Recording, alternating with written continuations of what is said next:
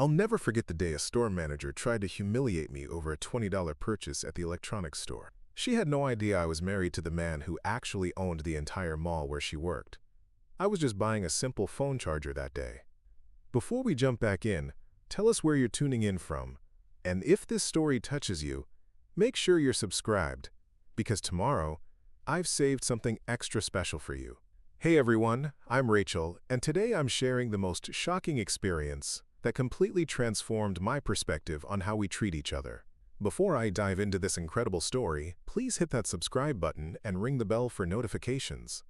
Trust me, you're going to want to hear every single detail of what unfolded that day.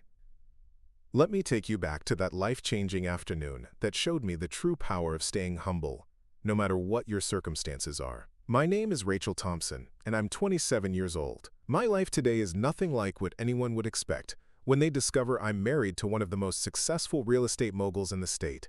But it wasn't always this way, and that's exactly why what happened that day affected me so deeply.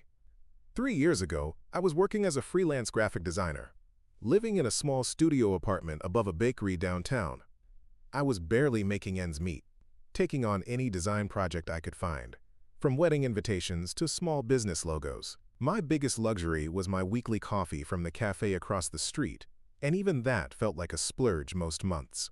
I wore the same 3 pairs of jeans in rotation, shopped at thrift stores, and drove a 15-year-old Honda that made concerning noises whenever I went up hills. That's when I met David at a community art exhibition, where I was displaying some of my work. He wasn't there as some wealthy patron or collector. He was just a guy who seemed genuinely interested in local artists and their stories. David spent almost an hour talking to me about my designs, asking thoughtful questions about my creative process, and listening with real interest when I explained the inspiration behind each piece. He didn't mention what he did for work, didn't flash expensive clothes or watches, and certainly didn't act like someone who owned half the commercial real estate in our city. When he offered to buy one of my smaller pieces, a digital art print I'd priced at $40, he paid without hesitation and even asked if I had business cards.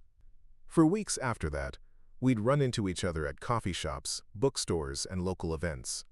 Our conversations were easy and natural. He made me laugh, challenged my thinking, and never once made me feel like I wasn't interesting enough or successful enough to deserve his attention.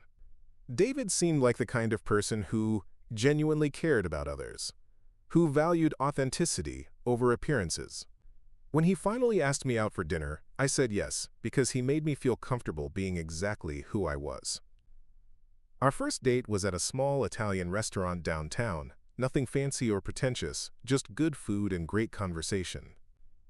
It wasn't until our 4th date, when he picked me up in a car that probably cost more than I'd made in the past 2 years combined, that I began to realize David Thompson wasn't just some regular guy with an interest in art.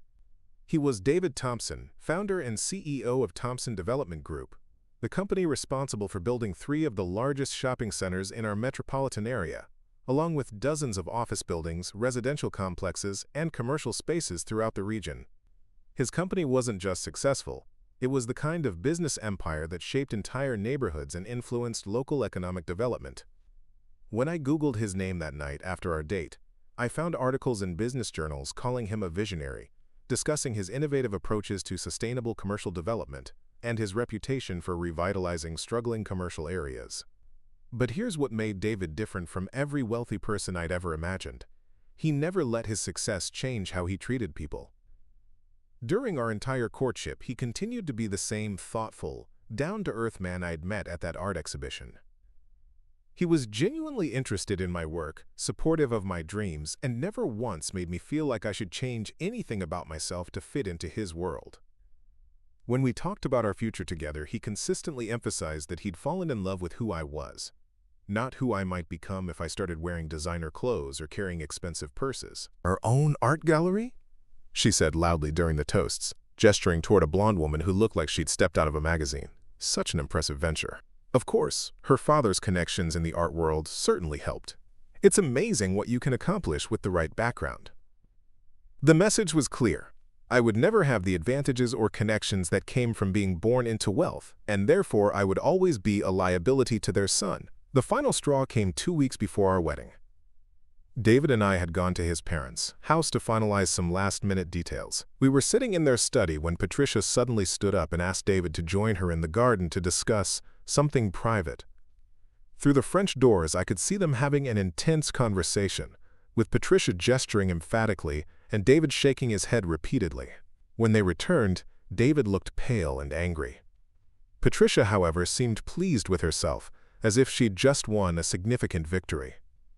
"Elena, dear," she said, settling back into her chair with the satisfaction of a cat who'd caught a mouse. "I hope you'll forgive my directness, but I feel we need to have an honest conversation about your future with this family." I felt my heart start to race, but I kept my expression neutral. "Of course, Mrs. Thornfield. The truth is, darling, you're simply not suited for our world. You lack the breeding, the connections, the social graces that are necessary for someone in David's position. You're a lovely girl, I'm sure, but you're out of your depth here." David started to protest, but his mother held up a hand to silence him. "I'm not finished. Now, I understand that you probably see this marriage as a wonderful opportunity to improve your circumstances, and I can't blame you for that. It's natural to want better for oneself, but you must understand that David's future and this family's reputation cannot be jeopardized by an unsuitable match." She reached into her purse and pulled out an envelope, placing it on the coffee table between us. "Inside this envelope is a check for $1 million, she said calmly, as if she were discussing the weather. "Take it. Break off this engagement and disappear from David's life. You'll never have to worry about money again, and David can find someone more appropriate. Everyone wins."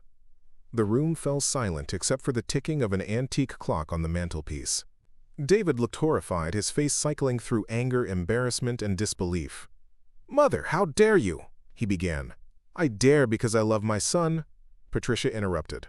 "And sometimes love means making difficult decisions." I stared at the envelope, feeling a strange mix of rage and amusement. If only they knew, I thought. If only they had any idea who they were really talking to. "Mrs. Thornfield," I said quietly, my voice steady despite the storm of emotions inside me. "I appreciate your honesty, even if I can't appreciate your methods, but I'm afraid I can't accept your offer." Her perfectly composed expression cracked slightly. "I beg your pardon?" I said no, I repeated, standing up. "David and I are getting married in 2 weeks, as planned, and no amount of money will change that." Patricia's face flushed with anger. "You foolish girl. Do you have any idea what you're turning down? That money could change your entire life." I almost laughed. If only she knew that $1 million was less than what I'd made in interest last month alone. Instead, I simply smiled. "My life is already exactly what I want it to be, Mrs. Thornfield. David is what I want. Our love is what I want. Your money, your approval, your acceptance into your social circle, those aren't things I need or desire." Jonathan, who had been silent through the entire exchange, finally spoke up. "You're making a mistake, young lady. This family has standards, traditions, a reputation to maintain. If you persist with this marriage, you'll never be truly accepted. You'll always be the outsider, the one who doesn't belong." "Then I guess I'll have to find a way to live with that," I replied, though inside I was thinking about how dramatically their tune was about to change. David took my hand, his grip tight with emotion. "We're leaving," he said firmly. "And Mother, if you ever attempt something like this again, you'll be planning a wedding without the groom." As we walked out of that house, Patricia called after us one final time. "You're nobody, Elena Rodriguez," she shouted, her composed facade completely shattered. "You're nothing but a gold digger who got lucky, and everyone in this city will know it soon enough." Little did she know, she had just declared war on one of the most powerful people in the country. And in exactly 2 weeks, at our wedding, she was about to find out just how spectacularly wrong she was about absolutely everything. The wedding day arrived with perfect weather, as if the universe itself was celebrating our union. David and I had chosen a beautiful outdoor venue, a historic garden estate that felt intimate and romantic rather than ostentatiously grand. We wanted our wedding to reflect who we were as a couple, not what others expected us to be. As I got ready in the bridal suite, surrounded by my college friends and my mother, I felt a sense of calm that surprised me. After months of dealing with the Thornfield family's hostility, I had expected to feel anxious or defensive on my wedding day. Instead, I felt powerful. Today was the day everything would change. My wedding dress was elegant but not extravagant, a flowing silk gown that I had chosen because it made me feel beautiful and confident. My jewelry was simple, just pearl earrings that had belonged to my grandmother and a delicate bracelet David had given me for our anniversary. I looked like exactly what Patricia Thornfield thought I was, a middle-class girl trying to fit into a world above her station. The irony was delicious. My phone buzzed with a text from my assistant. "Everything is in place. The documentation is ready whenever you give the signal." I smiled and put the phone away. It was almost time. The ceremony itself was perfect. David looked incredibly handsome in his black tuxedo, his eyes lighting up when he saw me walking down the aisle. His parents sat in the front row, Patricia looking like she was attending a funeral rather than her son's wedding. Her expression was cold and disapproving, while Jonathan appeared resigned to what he clearly considered a terrible mistake. As David and I exchanged vows, promising to love and support each other through whatever challenges life might bring, I caught Patricia rolling her eyes at something I said about commitment transcending social boundaries. She had no idea how prophetic those words would prove to be. After the ceremony, guests moved to the reception area for cocktails and dinner. The Thornfield family had invited several of their wealthy friends and business associates, most of whom treated me with polite but obvious condescension. I overheard snippets of conversation throughout the evening. She seemed sweet enough, but really, what was David thinking? Patricia must be devastated. All her hopes for a proper marriage down the drain. I give it 2 years before he comes to his senses. Meanwhile, my family and friends were celebrating with genuine joy, dancing and laughing and creating the kind of warm, authentic atmosphere that money can't buy. The contrast was striking, even if most people didn't realize it yet. During dinner, Patricia made one final attempt to assert her dominance. She stood up during the toasts, champagne glass in hand, and delivered what she clearly intended to be a passive-aggressive masterpiece. "To David and Elena," she began, her voice carrying across the reception area. "David has always been our dreamer, our romantic. Even as a child, he was drawn to unusual causes and people. Tonight, we celebrate his latest adventure in following his heart, regardless of practical considerations." She paused, letting her words sink in while several guests shifted uncomfortably in their seats. Marriage is a partnership that requires many things to succeed. Love, certainly, but also shared values, compatible backgrounds, and mutual respect for family traditions. Some couples are fortunate enough to have all of these elements naturally aligned. Others, she looked directly at me, must work harder to bridge their differences. Another pause, more uncomfortable shifting. "Elena, you're joining a family with a long history of achievement and service to our community. The Thornfield name carries weight and responsibility. I hope you understand the magnitude of what that means, and the expectations that come with it. We all hope you'll rise to the occasion." She raised her glass with a smile that was pure ice. "To new beginnings, and the hope that love truly can conquer all obstacles, even the most challenging ones." The toast was met with scattered applause, and a lot of confused murmuring. David looked mortified, his jaw clenched with anger. But I simply smiled and squeezed his hand reassuringly. Patricia had just given me the perfect opening for what was about to happen next. As the evening progressed, I noticed several business associates approaching Jonathan with subtle questions about the family's financial status. It seemed word had gotten out that some major changes were happening in the corporate world, though nobody seemed to know exactly what. "Jonathan," I overheard one man saying, "there are rumors about a massive acquisition happening in the hotel industry. Something about a mystery buyer purchasing entire chains. You haven't heard anything, have you?" Jonathan looked puzzled. "Nothing specific, though there has been unusual activity in the market lately. Whoever's behind it has serious resources and is moving very strategically." At around 9 o'clock, just as the band was setting up for dancing, my assistant arrived. Victoria Chen was a sharp, professional woman in her 30s who commanded respect in every room she entered. She approached our table carrying a leather briefcase and wearing an expression that meant business. "Mrs. Rodriguez Thornfield," she said formally, using my new married name. "I apologize for interrupting your celebration, but you asked me to bring these documents tonight." Patricia looked annoyed by the interruption. "Surely whatever business you have with Elena can wait until tomorrow," she said dismissively. Victoria turned to look at Patricia with the kind of polite indifference usually reserved for particularly persistent salespeople. "I'm afraid this matter is quite time-sensitive, Mrs. Thornfield. It concerns some acquisitions that need to be finalized tonight to meet federal filing deadlines." "Acquisitions?" Jonathan perked up with interest. "What kind of acquisitions?" I stood up slowly, feeling the weight of the moment. This was it. The reveal that would change everything. "Victoria, why don't you explain to everyone what papers you've brought me to sign?" Victoria opened her briefcase and pulled out several thick folders. "Certainly. These documents finalize the acquisition of the Grandview Hotel Corporation, including all subsidiary properties and management contracts. The purchase price was $4.8 billion, paid in cash." The conversation at nearby tables gradually died as people registered what they were hearing. "I'm sorry," Patricia said with a forced laugh. "There must be some mistake. Elena doesn't have anything to do with hotel acquisitions." Victoria looked at her with professional patience.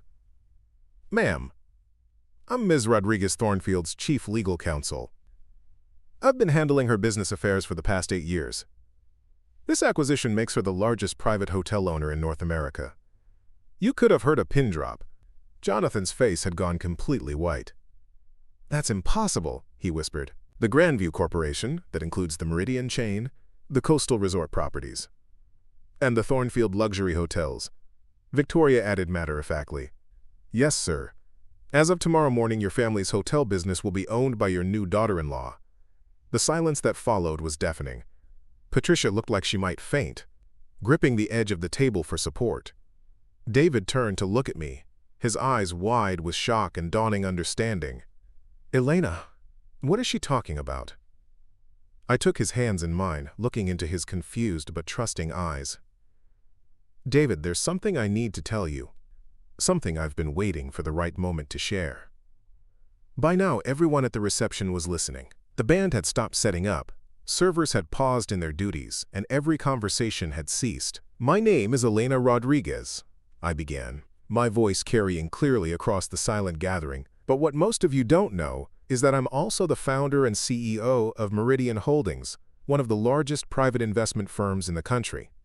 Patricia made a sound like a small animal in pain. 8 years ago, I started a consulting business in my college dorm room. I had a talent for identifying undervalued companies and inefficient operations. By my junior year, I had made my first million helping struggling businesses optimize their potential. By graduation, I had 50 million in assets under management. I looked around the room, seeing faces that ranged from stunned to fascinated to horrified. Today, Meridian Holdings manages over $30 billion in assets. We own everything from tech startups to manufacturing companies to real estate developments. The hotel acquisition Victoria mentioned is just our latest expansion into the hospitality sector. Jonathan found his voice first. "This is insane. You're telling us you're some kind of billionaire? That's impossible. You're nobody. You came from nothing." "You're right about where I came from," I said calmly. "My parents are exactly who I said they are. My father builds houses, my mother saves lives in an emergency room. I grew up in a working-class neighborhood and earned scholarships to pay for college. Everything you assumed about my background is true." I paused, letting that sink in. "What you got wrong was thinking that any of that made me weak, or worthless, or incapable of extraordinary success. You saw my humble beginnings and assumed they defined my limitations. You never bothered to ask about my achievements, my goals, or my capabilities. You just decided I wasn't good enough for your son based on where I came from rather than where I was going." Patricia finally found her voice, though it came out as more of a croak. "If this is true, if you really have all this money, why did you let us treat you that way? Why didn't you say something?" I smiled, but it wasn't a kind smile. "Because I wanted to see who you really were, Patricia. I wanted to know what kind of people would raise the man I love. I wanted to understand what David grew up with, what he chose to walk away from when he decided to make his own path. I turned to address the entire gathering now, feeling a surge of empowerment that had been building for months. You see, when you have the kind of success I've had, you learn very quickly that most people's kindness is conditional. They're nice to you when they think you can benefit them, when they think you have something they want or need. But the measure of true character is how someone treats you when they think you have nothing to offer. David squeezed my hand, his expression shifting from shock to something that looked like admiration. Over the past 6 months, this family has shown me exactly who they are. They've demonstrated that their values are based entirely on superficial markers of status and wealth. They've proven that their respect must be purchased rather than earned. They've made it clear that they believe some people are inherently superior to others based solely on the circumstances of their birth. Patricia tried to interrupt, but I held up a hand. I'm not finished. Patricia, you offered me $1 million to leave your son alone. You called me a nobody, a gold digger, someone who would embarrass the family name. You assumed I was marrying David for his money, never considering that he might be marrying me for mine. The cruel irony of that statement hung in the air like smoke. But here's the thing that you still don't understand. Even if I had been exactly what you thought I was, even if I had been a struggling consultant, with no money and no connections, your behavior would still have been inexcusable. Worth isn't measured by bank account balances or family pedigrees. Character isn't determined by zip codes or designer labels. I looked directly at Patricia, who was now crying silent tears of humiliation and shock. The most successful people I know, the ones I most admire and respect, are people who built something from nothing. They're immigrants like my parents who came here with empty pockets and full hearts. They're entrepreneurs who started businesses in garages and dorm rooms. They're teachers and nurses and firefighters who make the world better every single day without ever appearing on a Forbes list. Victoria stepped forward and handed me a pen. Ma'am, if you could sign the final documents. I took the pen and signed the papers that officially made me the owner of the Thornfield family's primary source of wealth. The symbolism wasn't lost on anyone present. As the new owner of Thornfield Luxury Hotels, I announced, I'll be implementing some immediate changes. First, we'll be converting the corporate structure to include profit sharing for all employees, from housekeeping staff to management. Second, we'll be establishing a scholarship fund for children of working-class families who want to pursue higher education. Third, we'll be partnering with immigrant services organizations to provide job training and employment opportunities. Jonathan looked like he might be having a heart attack. You can't. The board will never. Our shareholders. Actually, as the sole owner, I can do whatever I want, I said pleasantly. And what I want is to turn this company into something that reflects values I can be proud of.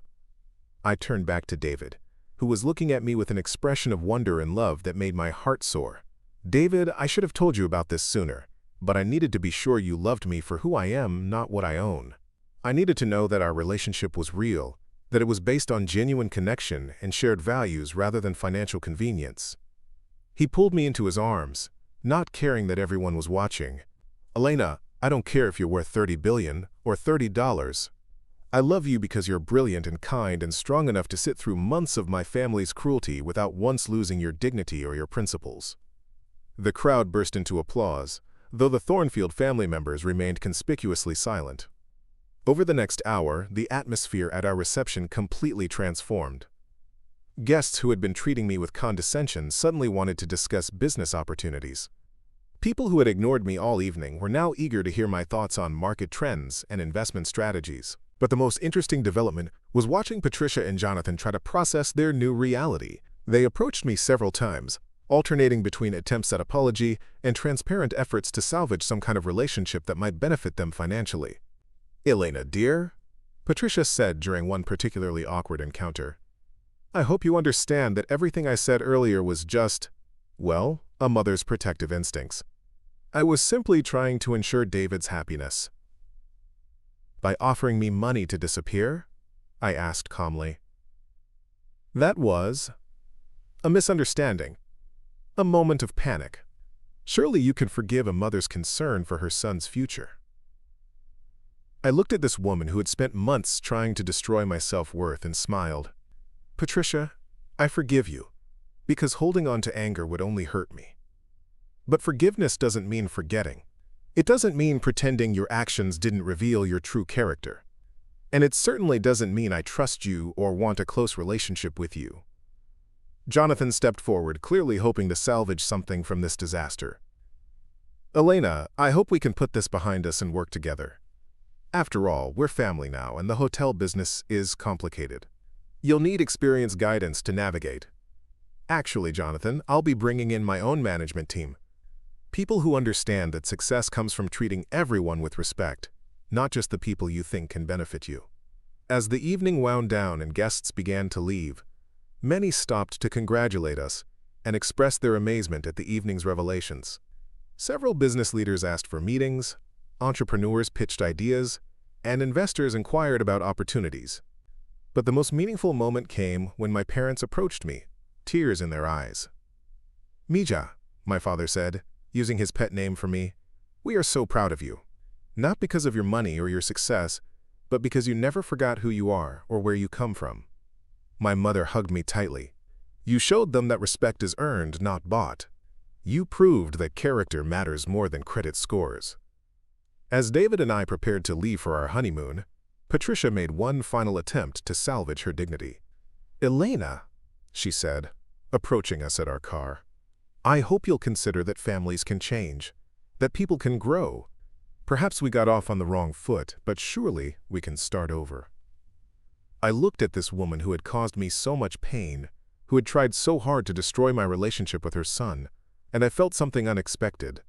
Pity. Patricia, I said gently, the tragedy here isn't that you misjudged me. The tragedy is that your values are so distorted that you can only see worth in dollar signs. You have a wonderful son who chose love over money, authenticity over status, and you nearly lost him because you couldn't see past your own prejudices. I got into the car, then rolled down the window for one final thought. I hope someday you learn that the most valuable things in life, love, respect, genuine relationships, can't be bought or inherited. Today, David and I run our businesses together, combining his environmental expertise with my investment acumen to fund sustainable development projects around the world. We've established foundations that provide microloans to immigrant entrepreneurs, scholarships for first-generation college students, and job training programs in underserved communities.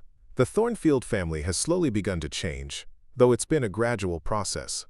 Patricia now volunteers at the Immigrant Services Center we fund, and Jonathan has started mentoring young entrepreneurs from disadvantaged backgrounds. They're learning, slowly, that privilege comes with responsibility, and that true success is measured by how many people you lift up, not how many you look down upon. Remember, your worth isn't determined by other people's opinions or limited by their assumptions. Sometimes the greatest victories come not from changing who you are to fit in, but from staying true to yourself until others are forced to recognize your value. Keep building your dreams, keep believing in your potential, and never let anyone convince you that where you come from determines where you can go. Up next, you've got 2 more standout stories right on your screen. If this one hit the mark, you won't want to pass these up. Just click and check them out. And don't forget to subscribe and turn on the notification bell so you don't miss any upload from us. Family, Elena, Jonathan said, cutting into what I was sure was an extremely expensive piece of beef. What do your parents do? My father works in construction, and my mother is a nurse, I replied, proud of their honest, hard-working lives. They both immigrated here when I was young and worked incredibly hard to give me opportunities. Construction, Patricia repeated, as if the word left a bitter taste. How industrious.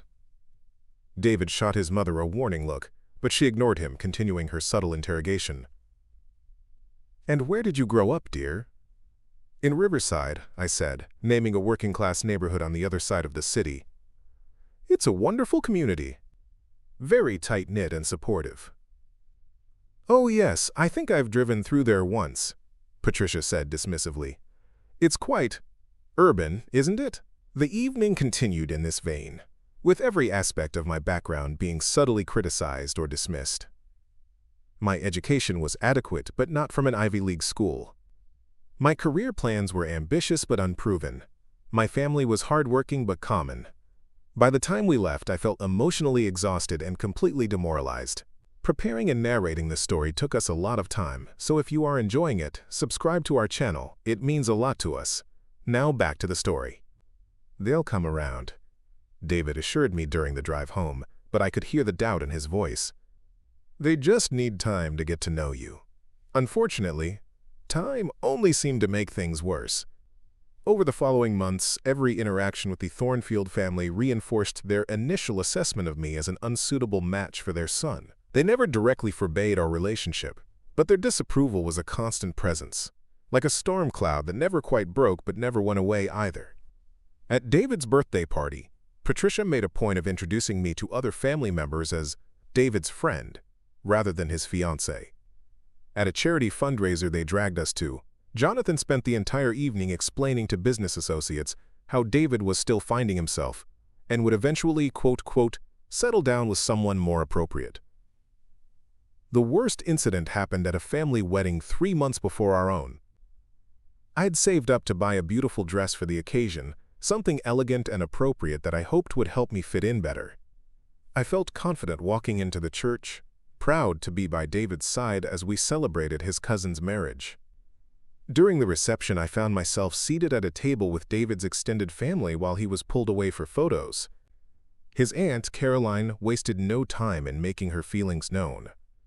"It's such a shame about David," she said to the other women at the table, speaking as if I weren't sitting right there. "He has so much potential, but he's clearly going through some kind of rebellious phase." "What do you mean?" asked his cousin Rebecca, who was closer to our age but had married into a wealthy banking family. "Well, look at his choice in women," Caroline said, finally turning to acknowledge me directly. "No offense, dear, but surely you can see that you're not exactly what we expected for David. He could have anyone you know, someone who could actually contribute to the family's standing instead of—" She gestured vaguely in my direction. "Whatever this is." I felt my cheeks burn with humiliation, but I tried to maintain my composure. "I love David very much," I said quietly. "And I believe love is more important than social status." The women at the table exchanged amused glances, as if I'd said something charmingly naive. "Love," Rebecca repeated with a light laugh. "How sweet. But love doesn't pay for private schools or country club memberships. Love doesn't open doors in business or politics. David needs a partner who can enhance his life, not hold him back. Someone from our world," Carolyn added pointedly.